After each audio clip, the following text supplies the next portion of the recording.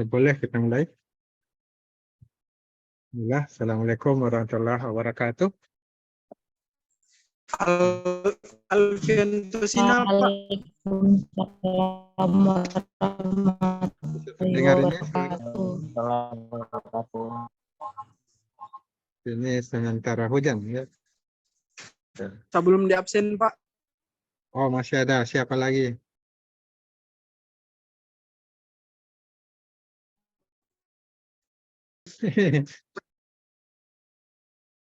Ya. Satu lagi yang belum di absen? NPM 34, Pak. Sudah, Pak. 34. Nomor 34.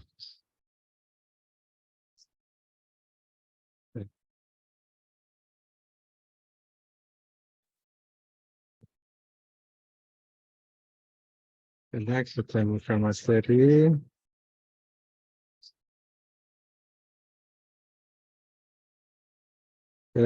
Oke. Ya, alhamdulillah. Alhamdulillah. Ini kuliah kita kedua, pelabuhan ya. Ini tampilan daripada Google apa? Google ya, bisa dibuka di Google Classroom. Jadi, kalau diklik itu link akan muncul seperti ini. Ya, jadi akan muncul. Pak, halo Pak. Ya, ada ini Google Form-nya muncul seperti ini. Kalau diklik link muncul file yang paling diupload terakhir. Ini yang saya upload. Ini materi absen. Untuk kalian mengetahui foldernya bisa diklik di tugas kelas.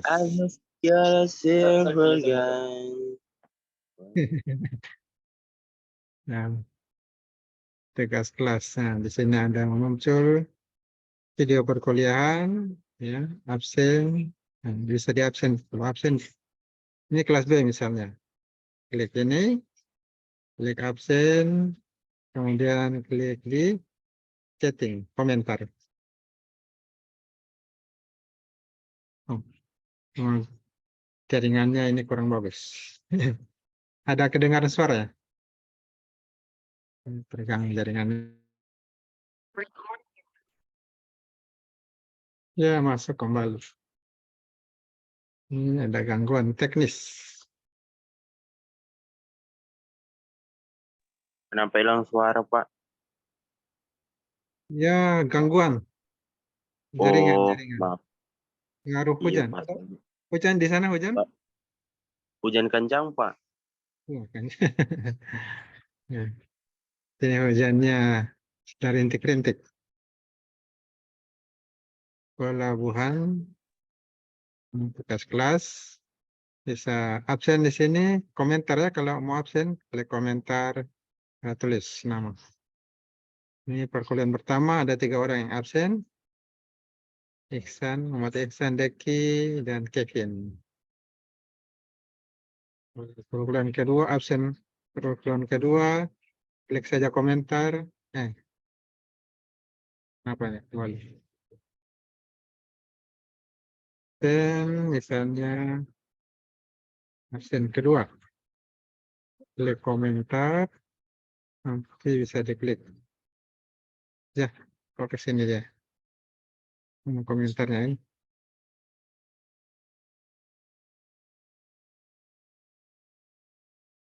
Ini ada komentar. Oh, belum ada absen ini. Belum ada absen, belum bisa dilihat. Ya, nanti di absennya di absen perkuliahan kedua kelas B. Belum ada yang absen. Belum ada yang ketik di komentar. Cukup diketik di komentar nama dan NPM. Sekarang kita masuk ke perkuliahan. Yang kedua ini ada tugasnya. Klik tugas muncul. Akan diisi nama NPM, nama mahasiswa NPM, kelas. Nah, kemudian jawab apa itu perkembangan pelabuhan. Jelaskan. Macam-macam pelabuhan. Apa itu pengertian pelabuhan. bagaimana pentingnya pelabuhan bagi satu negara, bagaimana pengelolaan pelabuhan Indonesia, dan terakhir hikmah pelajaran karakternya diambil dari Nabi Musa. Bahasan karakter. Jawabannya sudah ada di materi. Sekarang kita mulai. Ya. Inilah, nah, jaringannya bagus tidak ini? Jaringannya lambat. Biasanya bagus, hari ini jaringannya kurang bagus. Nah, ini bisa kita lihat. Materi tentang pengantar ya, pengantar pelabuhan. Ini yang dibahas. Pengertian pelabuhan itu kesempatan ini ya pengertiannya dibahas tentang pelabuhan meliputi perkembangan pelabuhan itu sendiri, arti penting pelabuhan, definisi dan macam-macam pelabuhan dan pelabuhan-pelabuhan di Indonesia. Yang pertama perkembangan pelabuhan ini dari masa lampau, di mana pelabuhan itu suatu tempat di perairan atau di sungai, di teluk atau pantai. Dan itu secara alami, dia terlindungi dari gempuran gelombang. Sehingga kapal-kapal bisa bersandar ya, perahu bisa merapat, buang jangkar, dan melakukan kegiatan bongkar muat barang maupun menurunkan penumpang dengan aman.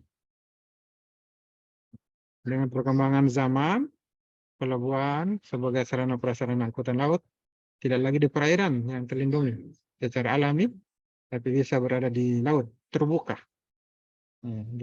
Sebagai pelabuhan samudra, perairan yang luas dan dalam. Perkembangan selanjutnya, pelabuhan yang sekarang merupakan salah satu segmen mata rantai transportasi. Jadi bagian dari kegiatan bisnis terlibat dalam proses transportasi. Pelabuhan juga menjadi prasarana yang menunjang, mendorong pertumbuhan ekonomi, mendorong perkembangan industri, ya, tentunya di daerah hinterland, di daerah sekitar pelabuhan. Itu tentang perkembangan pelabuhannya dari dulu sampai sekarang. Kemudian pelabuhan, arti pentingnya pelabuhan itu bagi suatu daerah, bagi suatu negara ada terdiri dari 3 aspek ini. Yang pertama aspek transportasi, ini penting pelabuhan sebagai transportasi, aspek pelayaran, dan hinterland connection. Dari aspek transportasi, pelabuhan itu sebagai interface, gateway, dan industri estate. Ya, jadi pelabuhan itu sebagai titik temu atau interface moda transportasi laut dan juga darat ya, kapal dan juga mobil. Kemudian gateway, pintu gerbang utama harus keluar masuknya barang dagang di sekitar daerah pelabuhan hinterland. Dan juga sebagai industri estate. Industri estate ini untuk pengembangan industri di daerah pelabuhan, di mana orientasi industrinya ke arah ekspor impor. Nah, itu dari aspek transportasi. Dari aspek pelayanan, nah pelabuhan itu melayani kebutuhan perdagangan, terutama perdagangan internasional ya, nasional, daerah di sekitar hinterland, daerah sekitar pelabuhan. Ini aspek pelayanan. Juga membantu berjalannya roda perdagangan, mengembangkan industri nasional. Dan menampung pangsa pasar yang semakin meningkat untuk melayani perdagangan luar negeri, ya, baik transitnya maupun transit trade. Jadi lokal, nasional, internasional.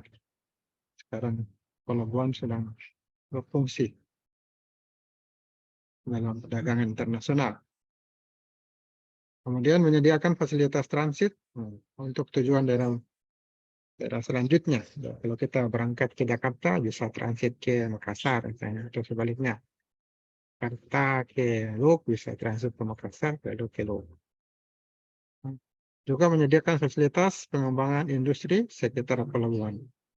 Ini bagi industri yang berorientasi ekspor. Jadi penting pelabuhan ini. Yang ketiga sebagai aspek interland connection, di mana pelabuhan dan hinterland daerah sekitarnya itu terjadi hubungan saling mempengaruhi, saling ketergantungan. Mutualisme, simbiosisme mutualisme, saling menguntungkan. Seperti pelabuhan tidak akan ada artinya bila tidak didukung oleh hinterland yang berpotensi untuk berkembang daerah sekitarnya. Sebaliknya, pada daerah yang merupakan hinterland dari satu pelabuhan akan terhambat perkembangan industrinya daerah tersebut, pertaniannya, perdagangannya, kalau tidak ditunjang oleh pelabuhan. Sebagai tempat pemasarannya, meluaskan pemasaran.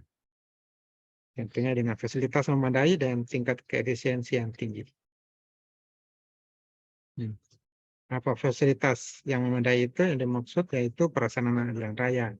Ada prasarana jalan raya, hubungkan ke lokasi yang lainnya dari pelabuhan, jadi bisa pemasarannya lebih luas lagi. Sebagai sarana transportasi darat, ya, sekarang ada trek, ada kereta api, di Makassar sudah ada kereta api. Sarana jaringan telekomunikasi, ini fasilitas ya, harus ada fasilitas yang memadai, ada komunikasi, bisa berkembang industri, berkembang pertanian, perdagangan di suatu daerah dekat pelabuhan. Yang perbankan juga ada untuk pembayaran, ya. Prosedur ekspor impor juga keamanan. Ini fasilitas. Kalau aman ya berkembang pendapatan. Kalau tidak aman, nah dipajaki dan sebagainya, dicuri dan sebagainya. Nah, dari uraian itu dapat disimpulkan bahwa interland connection ini artinya semua fasilitas yang memungkinkan terlaksananya hubungan antar pelabuhan dengan seluruh lokasi industri, pertanian, perdagangan, ini dalam arti luas yang berada di hinterland, daerah sekitarnya di mana pelabuhan tersebut berada. Ini ada contoh pelabuhan Tanjung Priok dengan hinterland connection-nya. Kita lihat ini pelabuhannya, ini sangat berkoneksi ya, berhubungan dengan Bekasi. Ya, luasnya 6.600 hektar, sebelahnya lagi Cikarang, Karawang, Purwakarta, ada industri tekstil, nah ini berhubungan deh dengan pelabuhan. Sebelahnya ada bandara, ini kan berhubungan. Transportasi laut, transportasi udara, bukan transportasi darat tentunya ini lewat menuju ke Tangerang, menuju ke Serang, Cilegon, nah ini transportasi darat. Ada memang interland connection, saling berhubungan. Nah, kalau yang merah ini tol, ini ke Bogor, jadi Tanjung Priok ke Bogor, melalui transportasi darat, tol, lewat tol, ada juga jalan biasa, ada juga kereta api, putus-putus kereta api. Nah, ini contoh pelabuhan Tanjung Priok dan interland connection. Berikutnya pelabuhan, apa itu pelabuhan? Pelabuhan dapat diartikan dalam dua istilah, bandar dan pelabuhan. Nah, dibagi dua istilah, ada bandar dan pelabuhan. Bandar harbor, bisa juga bandar udara, ya. Bandar udara harbor. Ini bandar itu yaitu suatu fasilitas di daerah perairan. Apakah itu di muara sungai, di teluk, di laut ya, dengan kedalaman air yang memadai dan terlindung dari gempuran gelombang. Terlindung dari angin, arus yang berlabuh, ya, terlindung dari arus untuk berlabuh. Untuk berlabuh ya, bertambat maupun tempat singgah kapal. Kapal aman untuk singgah di bandar ini. Bandar, pelabuhannya namanya bandar. Dan bandar harbor ada juga port pelabuhan. Itu suatu daerah perairan samudra atau di muara sungai ya, di laut atau muara sungai atau mana saja dengan kedalaman yang memadai. Ya, juga terlindung dari gempuran gelombang, angin, arus, dilengkapi dengan fasilitas terminal laut dan darat. Nah, ini pelabuhan ini dilengkapi dengan fasilitas terminal laut dan darat. Nah, itu namanya pelabuhan. Kalau bandar ini ya tidak ada fasilitasnya. Kalau pelabuhan ada fasilitasnya. Nah, ini fasilitas terminal laut. Apa saja fasilitas terminal laut dan darat? Meliputi dermaga, kapal tempat berlabuh di dermaga, ada keran-keran untuk bongkar muat barang hewan, nah, gudang penyimpan barang-barang, terminal darat untuk menurunkan penumpang, BBM dan lain-lain. Assalamualaikum. Memiliki akses ke darat, transportasi penghubung seperti kereta api dan truk. Fasilitas terminalnya. Kemudian dari sisi aturan definisi ini, aturan pemerintah nomor 69/1 tentang pelabuhan. Pelabuhan itu adalah tempat yang terdiri dari daratan dan perairan sekitarnya. Nah, ada batas-batasnya sebagai tempat kegiatan pemerintah dan kegiatan ekonomi. Ditempatkan kapal, bisa bersandar, berlabuh, naik turun penumpang, bongkar muat barang, dan ada fasilitas keselamatan pelayaran, kegiatan penunjang. Jadi ini prediksi pelabuhan dari PP nomor 69 tahun 2001 tentang kepelabuhanan. Nah, itulah pengertian pelabuhan. Kemudian macam-macam pelabuhan.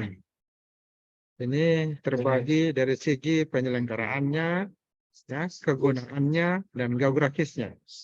Ini jenis-jenis pelabuhan. Ditinjau dari segi penyelenggaraannya. Yang pertama ada pelabuhan umum dan pelabuhan khusus. Jadi umum, ya umum, kepentingan pelayaran masyarakat, ya. Biasanya penyelenggaranya BUMN, seperti Pelni,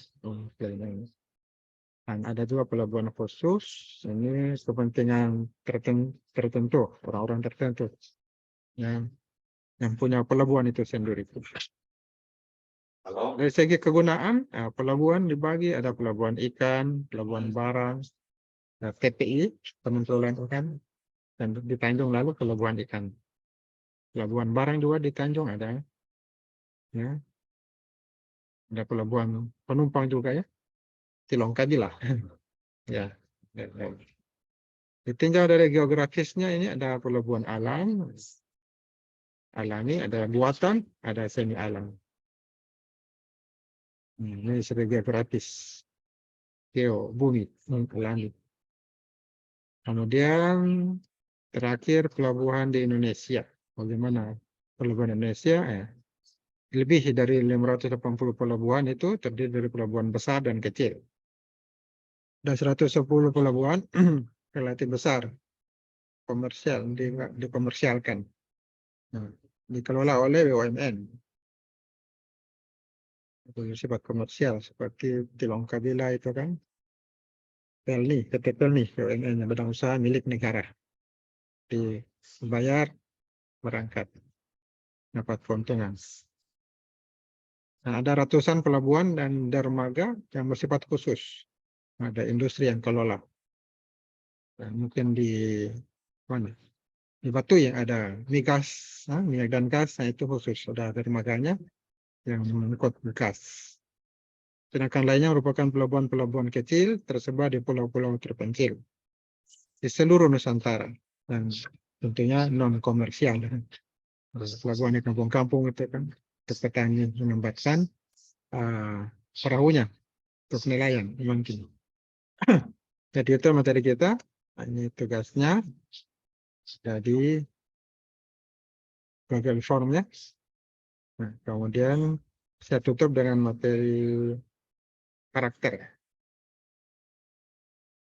Di sini masih ada, dengar ya.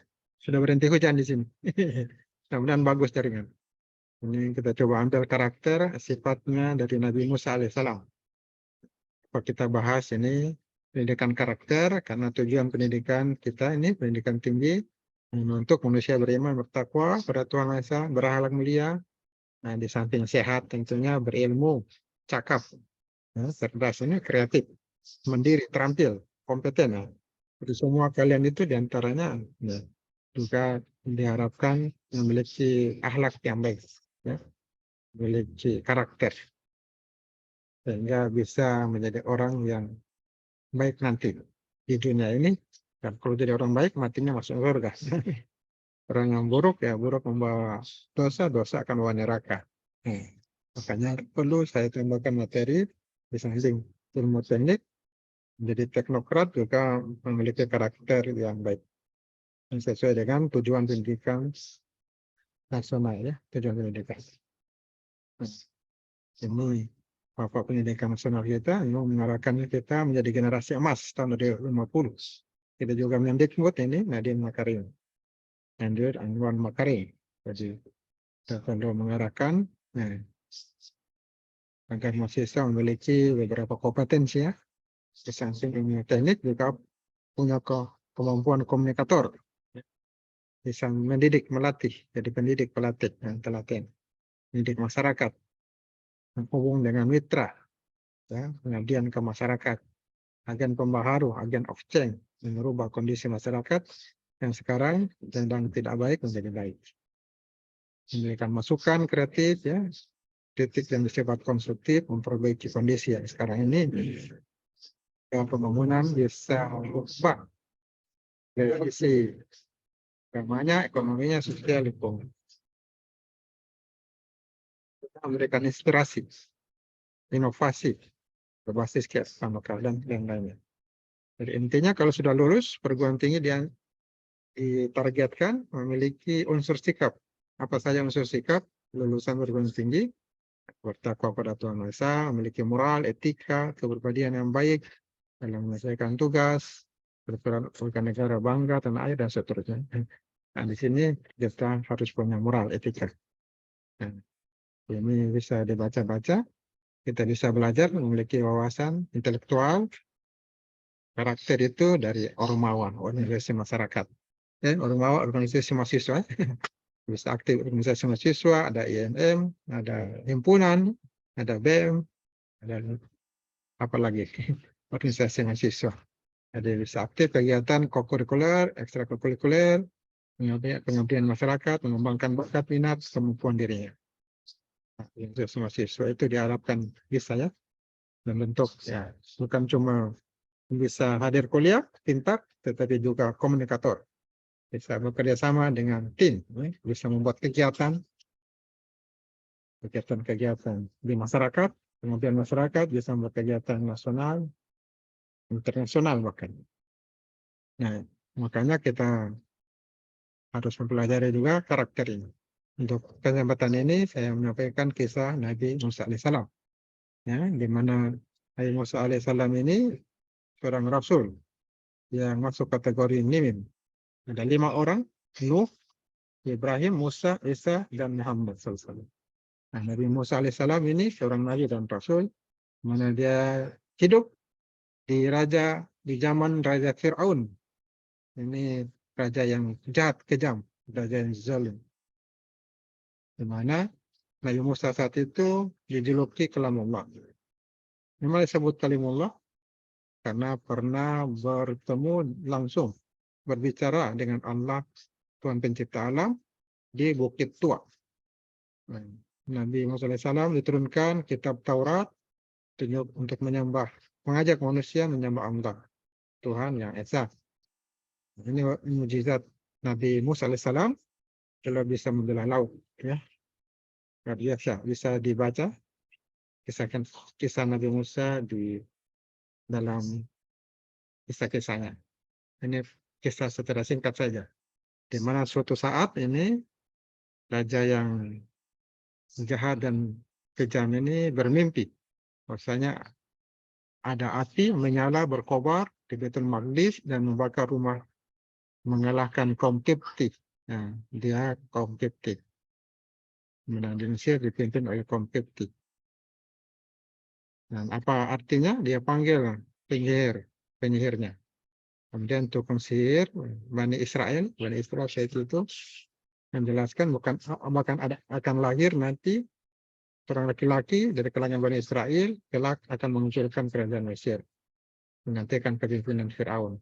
Makanya diputuskan oleh Fir'aun untuk membunuh anak laki-laki yang lahir dari Bani Israel.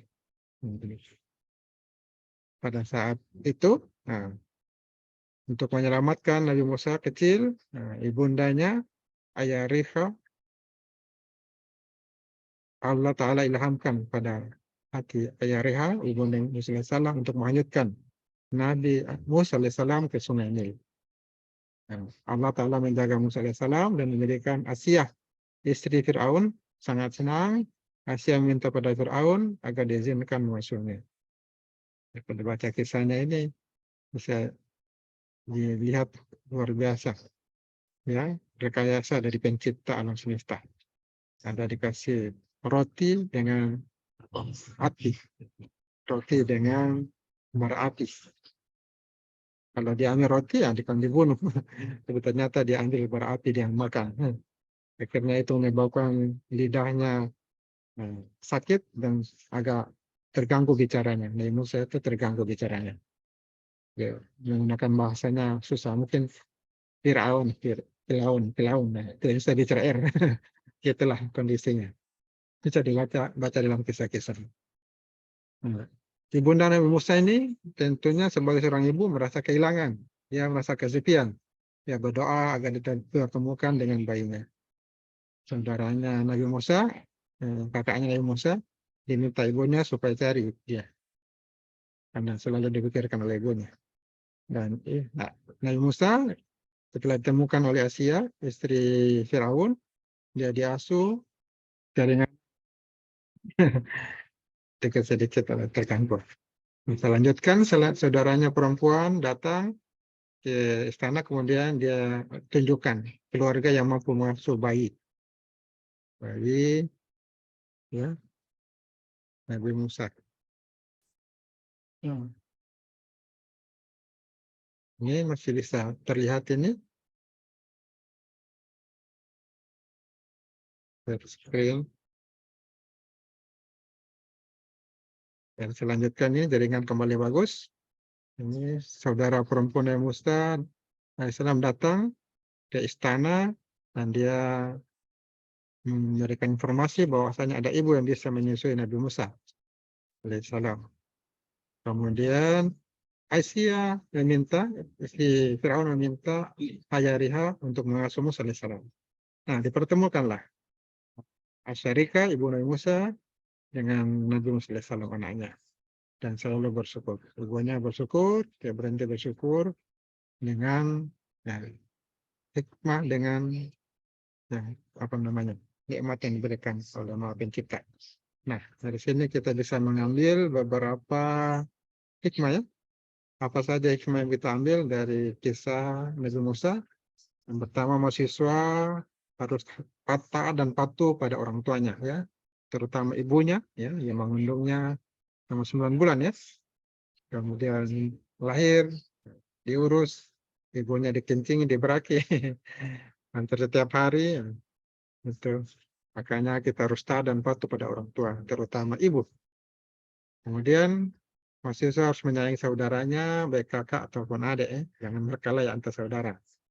Kemudian yang ketiga, mahasiswa dalam mengingatkan teman yang berbuat buruk, berbuat salah, harus dengan lembut dan santun. Dan itulah materi yang saya sampaikan pada kesempatan ini.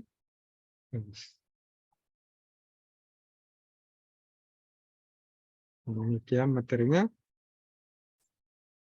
Ada yang belum absen?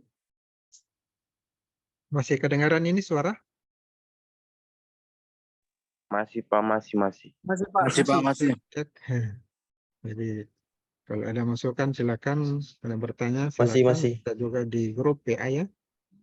Jadi saya akhiri kuliah kita dan mengucapkan alhamdulillahirabbil alamin. Assalamualaikum warahmatullahi wabarakatuh.